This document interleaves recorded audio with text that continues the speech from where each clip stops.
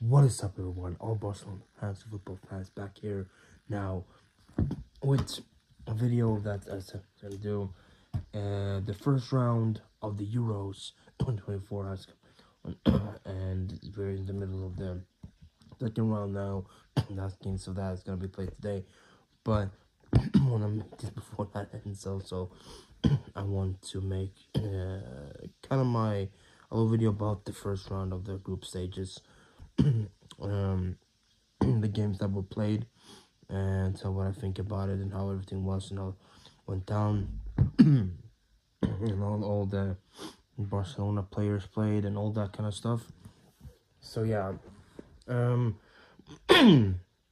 excuse me if I sound a little bit weird. It's like I have some type of cold and like my allergies as well are just affecting me a lot, but I'm gonna try to get through it.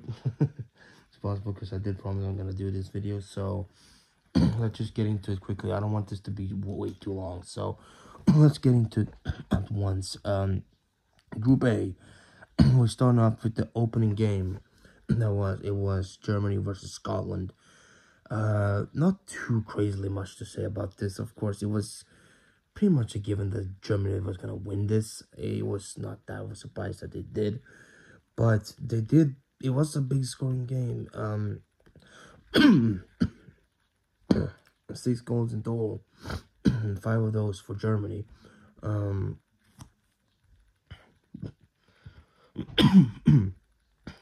They really just ran through Scotland, and with goals by Wirtz, and I think even was scored one maybe, or there was many different goal scorers, but it all kind of come down to a good opener for the for the home nation, for the host nation of the tournament. So a good start for Germany, and they did what they had to do.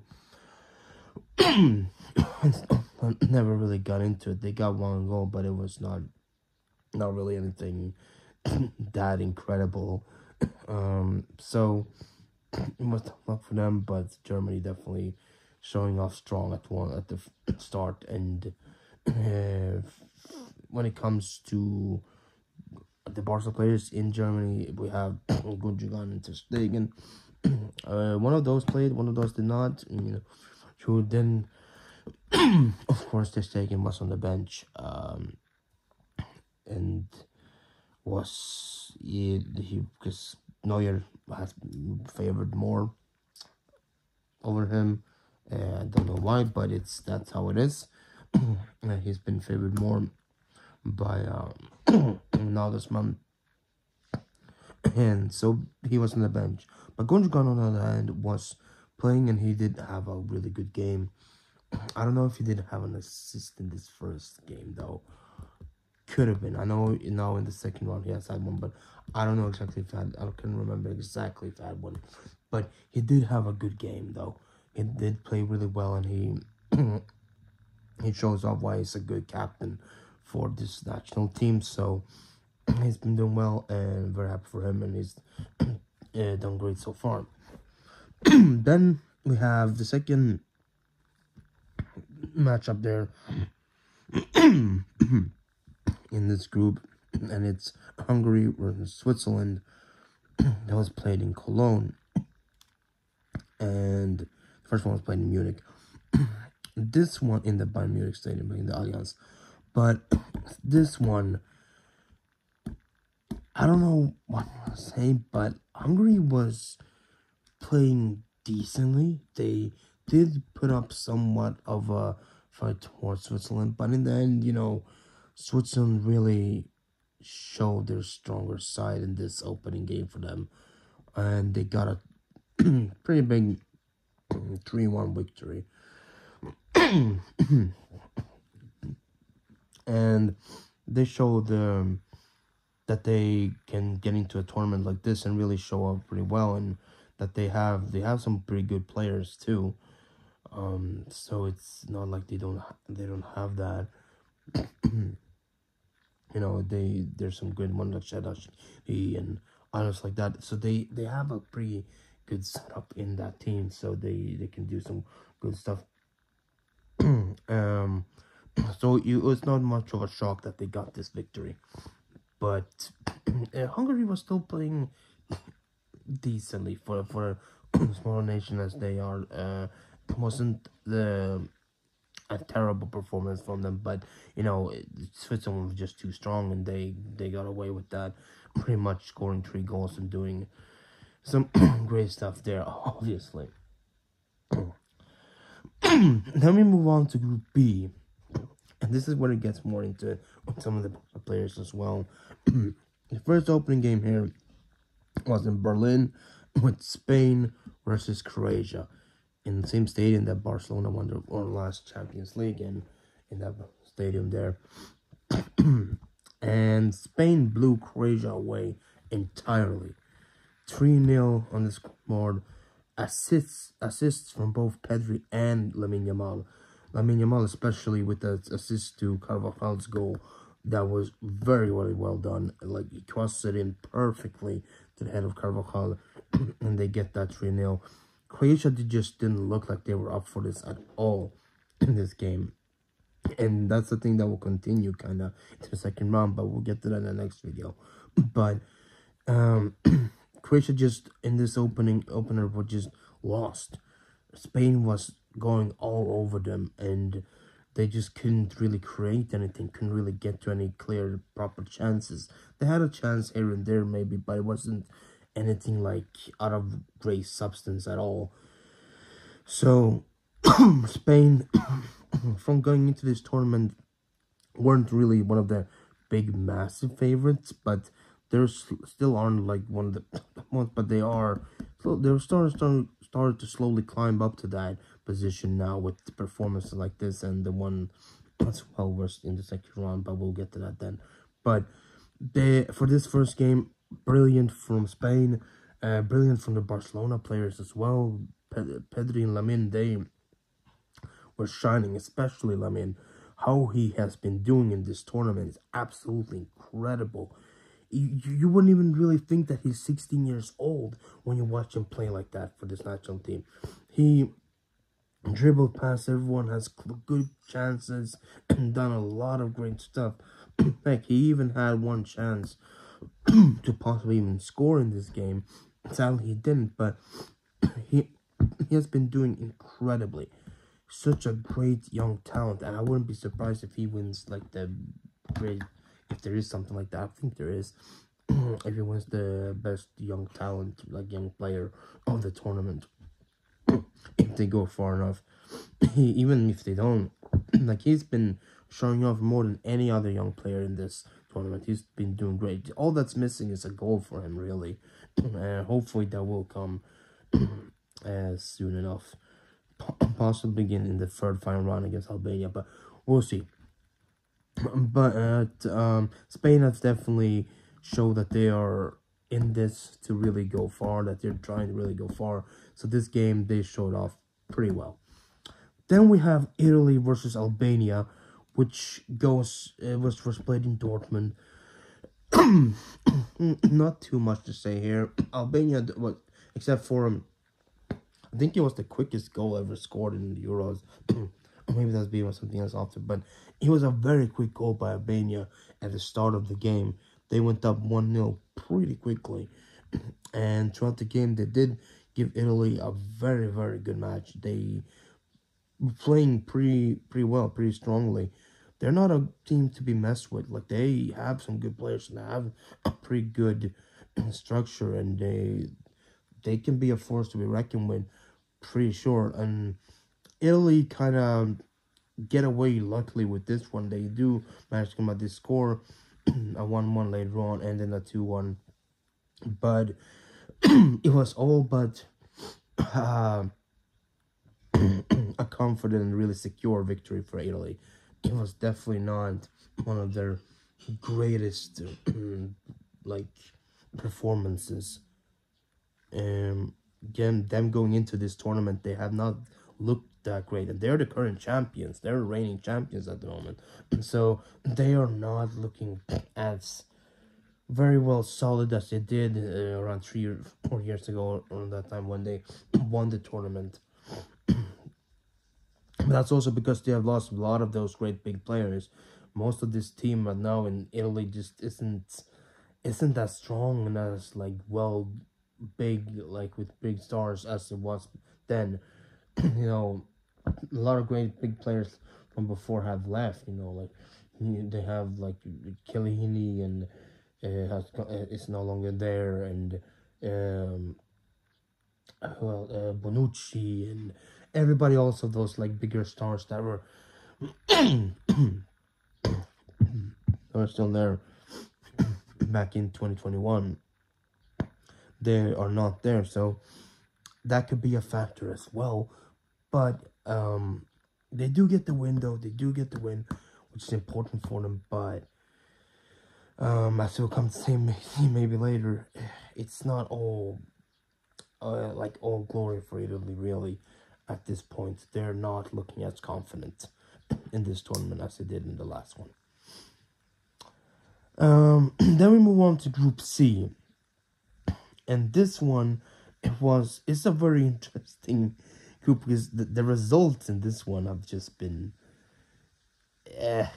throughout these two, especially throughout the two first like of this group. Like there hasn't been many goals in this group. It's a lot of ones.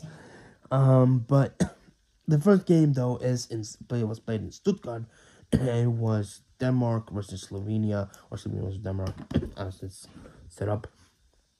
This match was all for Denmark really to go and get, but they kind of messed up a little bit on it.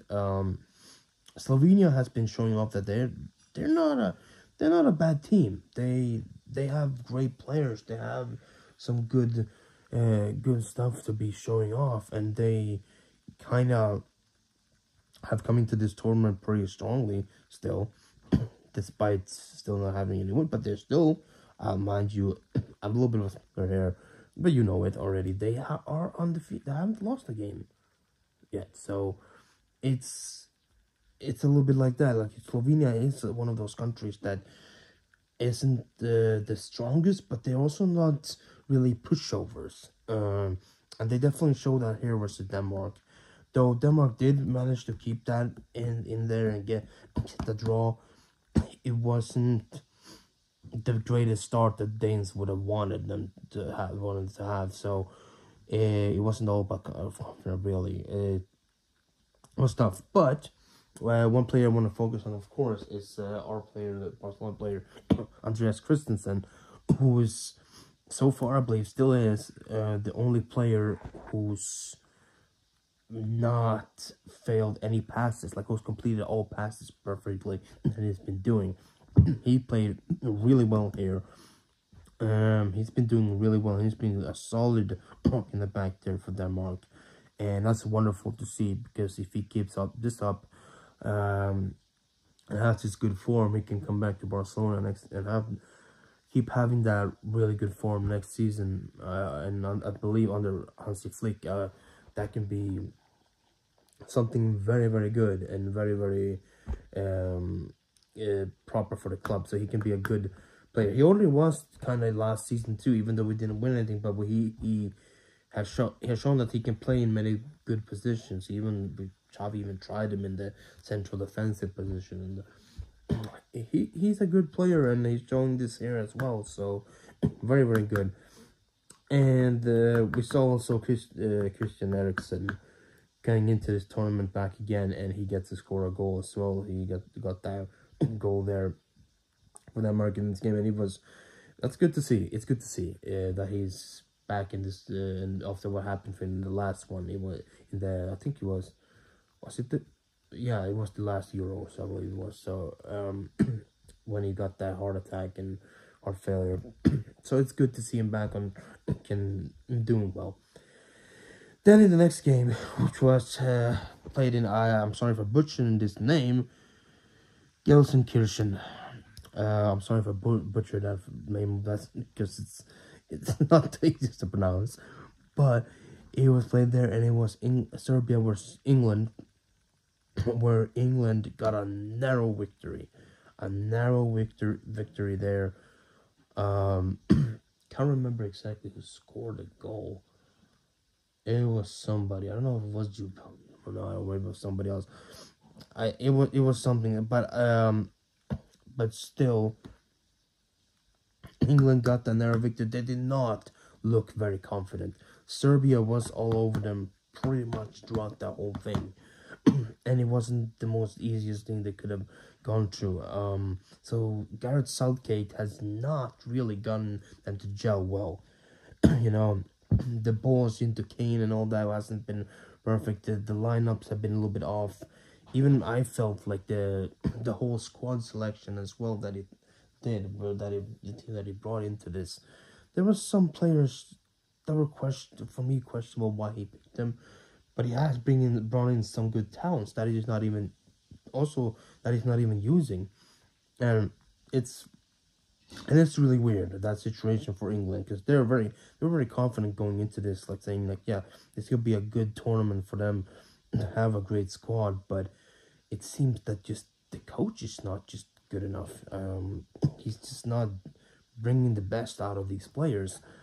Because so far, yeah, this is just a narrow victory. It's not, even though they did win, it wasn't anything to be really super, proud of, really, as in terms of a victory. So this one is a bit up there, like in question if England can really go properly or not. Because in the second game as well, as I'll get to in the next video, it wasn't it's even worse pretty much in a way, but we'll get to that then. But England in question, not the best. Serbia on the other hand, not the best start for them. They have a strong squad, but they also just in this tournament they haven't looked the best. They haven't looked as confident as they could be, and there's been a lot of stuff around them as well that I'm not gonna get into right now with the crowds of other neighboring nations and all that stuff. But just talking about the football here, they just haven't been convincing a lot. But well, we'll see if they can even manage to get through. Maybe not. Still up in the air. They're not out yet, but entirely. But like, yeah, we'll see if they can manage to possibly get that best third place pull through. But it's gonna be very tough. Then we have Group D, and this one is a pretty watchable. I forgot to mention Group B was the group of death, and it's been very interesting. But this is one that you can also maybe say is somewhat a secondary group of death, not entirely as much, but this one has, first off, Poland going up against Netherlands in Hamburg. Poland with an injured Robert Lewandowski, of course, for the first game. He did not play there. I don't think he played at all in this first game. Maybe he got subbed on. I don't know, but then maybe got a few minutes. But he didn't start at least. So, and I think that kind of affected them a bit. But also a few other factors too. Poland has just not looked confident in this tournament at all, really. And we have then Netherlands, who are looking pretty decent. They are looking strong. Koeman has gotten them into a good position, and they have great players there, great talents. Yeah, Frankie de Jong is not injured, sadly, so we don't have any Barcelona representation really in that. But despite that, they have some good players. They have Memphis Depay. They have Virgil van Dijk. They have Cody Gakpo, who's good enough again, and they have like plenty other players like that are in that good set. They have Xavi Simons as well, great talent, like from Sia. They have these players that are good, that really can bring in, and has gotten working well together. Actually, they have not been playing bad. So far undefeated as well. So they get 2 goals in this game. They do get this win. To Poland's 1, and Poland it didn't look strong enough. They just didn't look mentally good. And after yesterday's games, from the second round. I get to talk more about it next time. They are sadly out of the tournament, but I'll get more onto that then. But Netherlands though looking pretty decently, and it's gonna be interesting to see which one of them and France who gets that first spot in the group. And speaking of France, the next game in Düsseldorf against Austria, we have France, which are not looking that confident. They are good. They have a great squad. Deschamps has brought this in, and they have a great squad. One day, along with Portugal and so on, I think we'll have one of the strongest squads. But very much so as with Portugal, but maybe not in the same way. They have not been able to show that a lot. That good strength that they have back in the last, in the World Cup when they went to the final and all that. So they haven't been able to show that kind of same strength that they had then. This win that they got against Austria was getting close, and they were really pressing them. They got lucky with this one pretty much because they only won this because of an own goal. And I'll say that also that this has been there's been plenty of own goals in this group stage, which is just weird. But yeah, they only won because of an own goal, and it was just narrowly as well.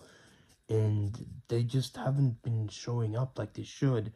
Also, Mbappe got subbed off in the second half with a broken nose. We'll see how much he's gonna play. Again, didn't feature in the second game. We'll see when he'll be able to play again during this tournament. But besides him as well, he didn't show much. The other players too. I don't know what Rabiot is doing there. He's just not doing well. Griezmann as well, just not firing as he could. Giroud was subbed in by the end, and he just didn't do much either.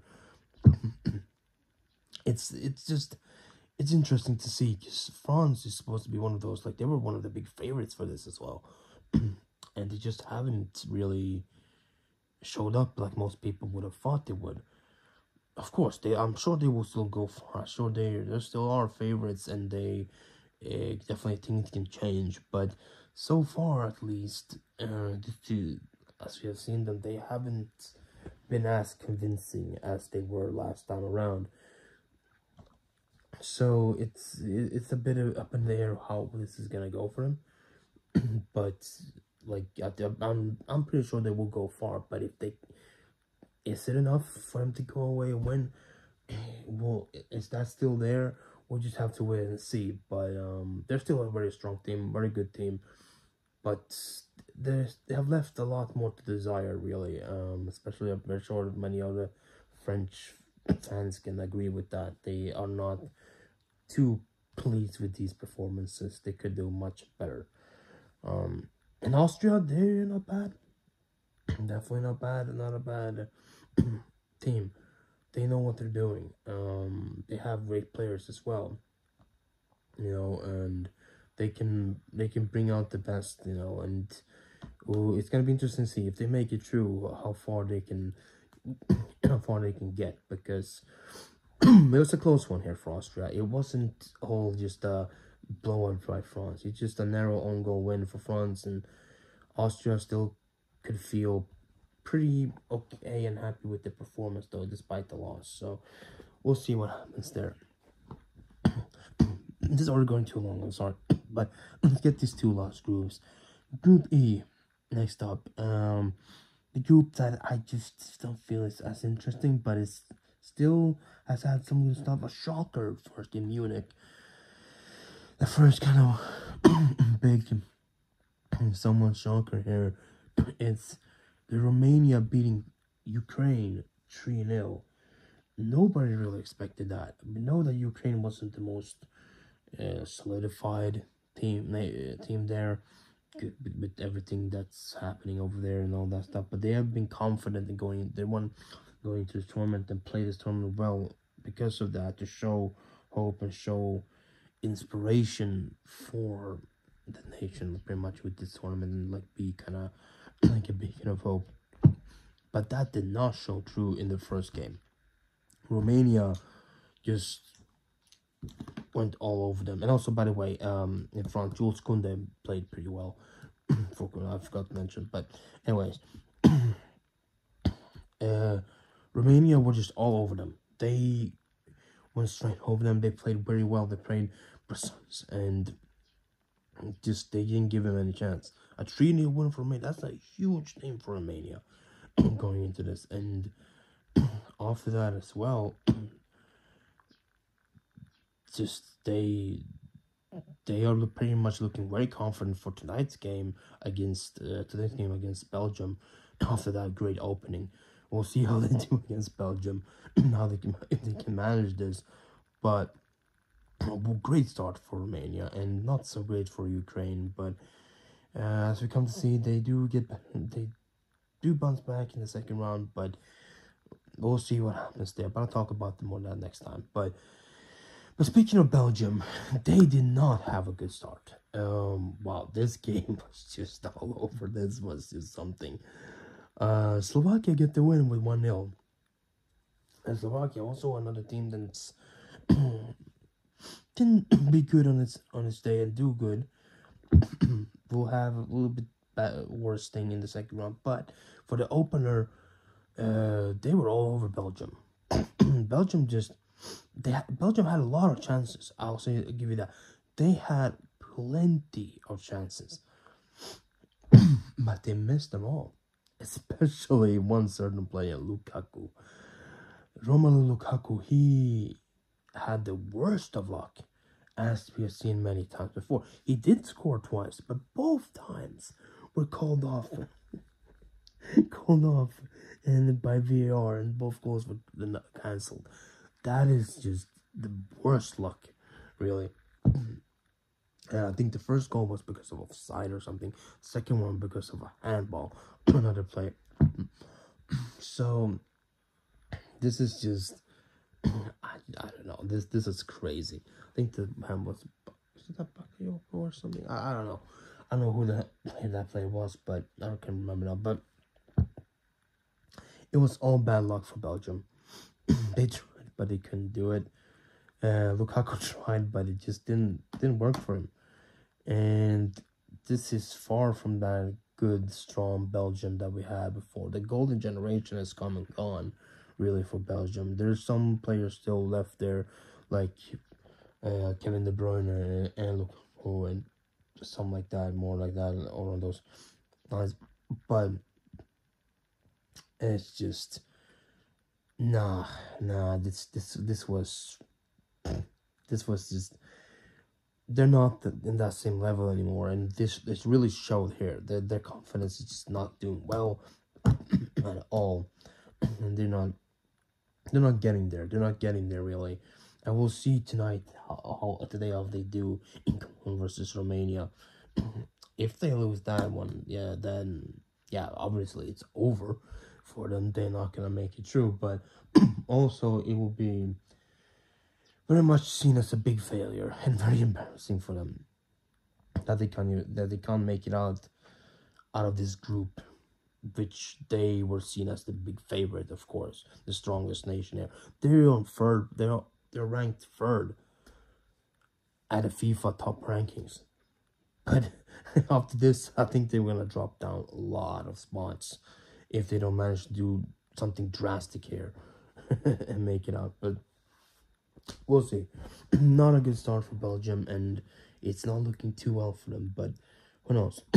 We'll see what happens in these last two games that they're gonna play. If they can turn around against Romania and Ukraine, maybe they can do something. But it's all open to see yet. We don't know. We'll see. And then finally, Group F. We start in Dortmund with Turkey versus Georgia. Georgia, debutants in this tournament, first time playing in this. They got a good goal in this game, which you can see how much that meant for the fans and the nation. They were coming in a good underdog spirit into this, and they're gonna go for it fully. And they played well. They gave Turkey a good game. of course, they're not as strong as them. Of course, Turkey went in there and they scored 3 goals. One that many talking about Arda Güler being the great ones there. Turkey was just too strong. They were just too strong. But Georgia's had definitely the spirit. It was a good match. It was a good, like, spirit-filled game that really had that good, strong, classic feeling of football. And you have to give it to Georgia though. Still, like they tried their best and they did very, very good. Still, despite that loss, they they had the spirit. They had the spirit. And we'll see then later today, like how that's gonna go down. They start at 3 o'clock against Czechia, and we'll see how well they do against the Czechs, because that's it. Another nation that still has some strength to them, but like maybe you will be to them. I don't know. It's gonna be a tough one for Georgia, and nobody really expecting to go far, but we hope at least they have that spirit. It's good to see underdog nation have that strong spirit still and do their absolute best to get there. And then, of course, finally, we have Portugal versus Czechia. Speaking of Czechia, this game was just, I don't know. Portugal got lucky, I have to say. Because Czechia were doing the most in this game for the longest time. But towards the end, they just blacked out entirely and let Portugal back in and allowed them to score. They won 1, and then Portugal got lucky with an own goal. Once again, another own goal in this tournament. And that what gave them the win with the 2-1. Portugal, another team that's not looking as gelled as they could be. They have great stars in there. Great players, you know, João Felix, João Cancelo, Barcelona players, of course. Felix has not been playing as much, but Cancelo has been doing okay.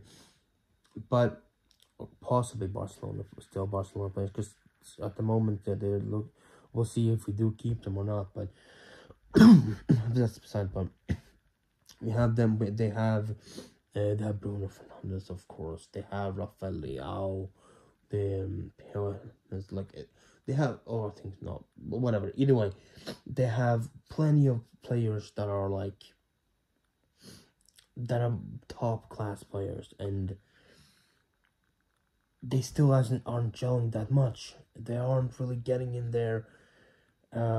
This was not the most convincing win they could have gotten. Of course, they are pleased with that they got it, but it's still not the greatest thing, you know, for them. We'll see how they do tonight versus Turkey. We'll see if things change there. But and also let's just address the elephant in the room, really. The big man, Cristiano Ronaldo, did not show up really a lot here. I think they are, and all bias aside, like anything else, I'm not saying this as a fan, nothing. I'm just saying this as a neutral football fan. In my opinion, they play way better without him. He takes up and I think many people can agree with this, because he takes up a lot of attention and space in that team, and they try to play it around him a lot. But the times that they don't do that, they are more free and they can do more other things. But when he's starting, he wants to be the main center.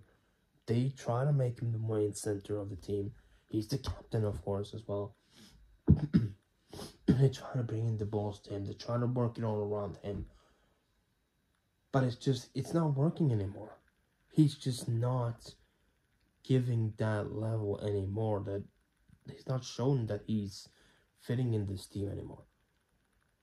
He's not shown that at all. The most thing he did in that game was cause an offside for a potential goal that could have happened. That he went in an offside position. And he was going for header, I think, and did that. caused them to miss out on a goal when they scored first. Right, they scored first and 1-1, but then that was called offside, and that was mostly because of him. But then they came back in. That I think was his biggest contribution in this game, because I can't remember anything much else that he did.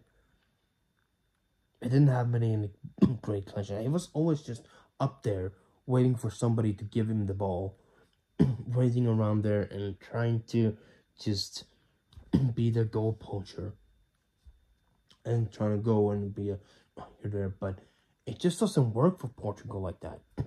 When they play like that, they get slowed down, and the other players cannot really work their talent.